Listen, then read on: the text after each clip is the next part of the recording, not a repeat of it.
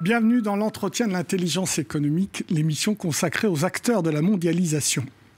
Bruxelles en guerre économique contre la Grèce. C'est la thèse de notre invité Frédéric Farah, professeur de sciences économiques. Thèse qu'il développe dans son dernier ouvrage intitulé « Europe, la grande liquidation démocratique », ouvrage tout juste paru aux éditions Bréal. Bonjour Frédéric Farah. Bonjour Elaine. Alors vous avez des mots très durs envers les institutions européennes dans ce livre. Vous parlez d'occupation, de mise à sac, de brutalité inédite. Alors pourquoi les institutions européennes feraient-elles la guerre économique au pays de Platon ? Tout simplement pour plusieurs raisons. Parce que la Grèce s'est retrouvée au milieu d'un enjeu plus grand qu'elle, c'est-à-dire que l'Allemagne, parce que derrière les institutions de Bruxelles, il y a le rôle de l'Allemagne, a voulu en faire une sorte de laboratoire de ce que j'appelle, ou d'autres appellent, un état social minimal. Et donc on a désigné les Grecs comme responsables de manière fausse. Et on s'est déchaîné, comme on n'a jamais fait depuis la Seconde Guerre mondiale, en situation de paix contre un État. Et donc, on l'a dépossédé de sa souveraineté, de ses droits sociaux. Aujourd'hui, la Grèce ne décide plus rien. Et c'est l'Allemagne et les institutions européennes. Moi, je dirais, aujourd'hui, c'est les institutions européennes qui, désormais, sont noyautées, on va dire, par les intérêts allemands, qui les font valoir dans le cadre de l'Union européenne. Et désormais, la Grèce est devenue une affaire de politique intérieure allemande. Tant que les Allemands ne vont pas décider, et je dirais le gouvernement allemand, et M. Schäuble en particulier, ne va pas décider le ministre des Finances, d'une autre politique à l'égard de la Grèce va subir cette situation. Frédéric Farah, on rappelle un peu le contexte, la crise des subprimes, le problème de la dette énorme de la Grèce, au moins 3 fois aidée à plusieurs milliards de dollars. La faute à qui ? Aux Grecs qui ont trop dépensé et pas assez économisé, ou au marché ? La faute au marché, parce qu'en fait, il y a un faux récit de la crise qui a voulu présenter les origines de la dette grecque comme étant une croissance inédite de la dette publique. Les deux problèmes de la dette grecque, où sont-ils ? Le premier, c'est qu'il y a eu un endettement des ménages considérable, plus important que la dette publique, parce que quand ils sont arrivés à l'euro, l'euro a entraîné un renchérissement de la vie en Grèce. Le pouvoir d'achat n'a pas suivi. Les Grecs se sont mis aussi énormément à emprunter alors que ce n'était pas leur culture économique. Donc, explosion de la dette privée. Premier problème. Deuxième problème d'un euro surévalué pour l'économie grecque qui a fait gonfler l'endettement extérieur. Donc, on a créé un faux récit qui a consisté à dire le problème, c'était la dette publique, la dépense publique, pour tailler davantage dans cet état social grec qui restait modeste. Mais le véritable problème, c'est dans un euro surévalué qui a fait mal à l'économie grecque et un endettement privé et pas la dette publique. Frédéric Farah, vous admettez donc que la Grèce n'était pas en mesure d'entrer dans la zone euro. D'où le trafic des comptes qui a été fait à cette époque par Goldman Sachs. Je pense qu'effectivement, la Grèce n'avait aucun intérêt à rentrer dans l'euro. Yanis Varoufakis l'a très bien dit, parce que ne plus disposer de cette monnaie dans ce cadre européen, c'est-à-dire sa monnaie, la drachme, c'était la placer en position de faiblesse. Et elle a fait comme tous les autres États, elle a fait des trafics.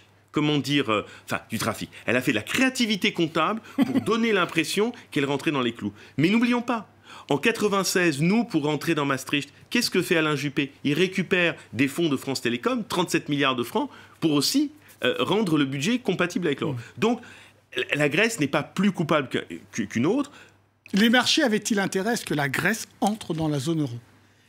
De toutes les façons, ce qui avait surtout intérêt, parce que les marchés ont été aveugles à 2 reprises. Une première reprise, c'est que les Grecs sont retrouvés à emprunter à un même niveau de taux que les Allemands à l'entrée, ce qui n'avait pas de sens par rapport au niveau d'inflation. Et deuxième aveuglement des marchés, c'est que quand il y a eu cette question en 2009, à l'automne 2009, des déficits grecs qui étaient plus importants, la dette grecque qui était plus importante, ils ont matraqué la Grèce de taux d'intérêt absolument énorme. Donc, ce qui fait que ça les a étouffés.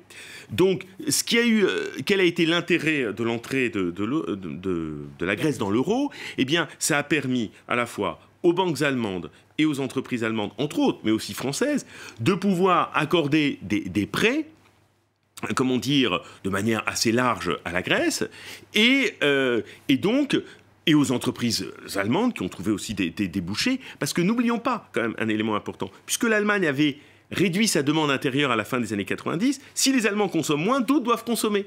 Et bien, qui va tirer la machine? Les pays du Sud. Alors, évidemment. donc, remède de cheval ou guerre économique? Moi, je dirais une véritable guerre économique pour une raison simple, parce qu'on voit une tentation hégémonique d'un modèle économique spécifique, qui est le modèle allemand, qui tente de s'imposer aux autres par le canal des institutions européennes. Oui, mais enfin, le peuple allemand ne souffre pas autant que le peuple grec. Je veux dire, les méthodes utilisées en Grèce ne sont pas des méthodes utilisées en Allemagne. Non. Mais c'est ça le problème, c'est qu'effectivement, l'Allemagne a connu une cure d'austérité à la fin des années 90 avec Gerhard Schröder, on a réduit l'État social. Je rappelle que l'Allemagne aujourd'hui a un niveau de pauvreté, 12,5 millions de pauvres, un niveau de pauvreté extrêmement aussi élevé. Derrière, le côté l'Allemagne, c'est génial, hein, si je puis dire. Mais, évidemment, le gouvernement allemand n'allait pas imposer à la société allemande ces remèdes-là. En fait, la Grèce, petit pays, sert de laboratoire. Hein. Je rappelle, la Grèce produisait avant la crise l'équivalent de ce que produisent les Hauts-de-Seine. Hein. Je veux dire, grosso modo. Donc non, c'est pas les Allemands qui vont souffrir de ça, même s'il y a une pauvreté, une précarité en Allemagne. Mais vous dites dans ce livre qu'on va tester des méthodes. Oui. Bien sûr. Qu'on va peut-être appliquer demain à l'Italie, à l'Espagne et pourquoi pas à la France. Mais bien sûr, pour une raison simple. Je cite dans le livre une phrase de Manuel Valls qui s'émerveille du Parlement grec, qui est capable en peu de temps de faire voter des textes de plusieurs milliers de pages et qui trouve ça du courage politique. Je pense qu'il faut prendre cette phrase très au sérieux. Alors nous, on a la version soft de ça, c'est que pour faire passer des mesures un peu dures d'un point de vue social, c'est le 49-3. La loi El Khomri. La loi El Khomri. Donc, si vous voulez, moi je pense que la Grèce nous dit beaucoup de ce qui peut nous attendre si on veut vraiment faire un choc social extrêmement dur.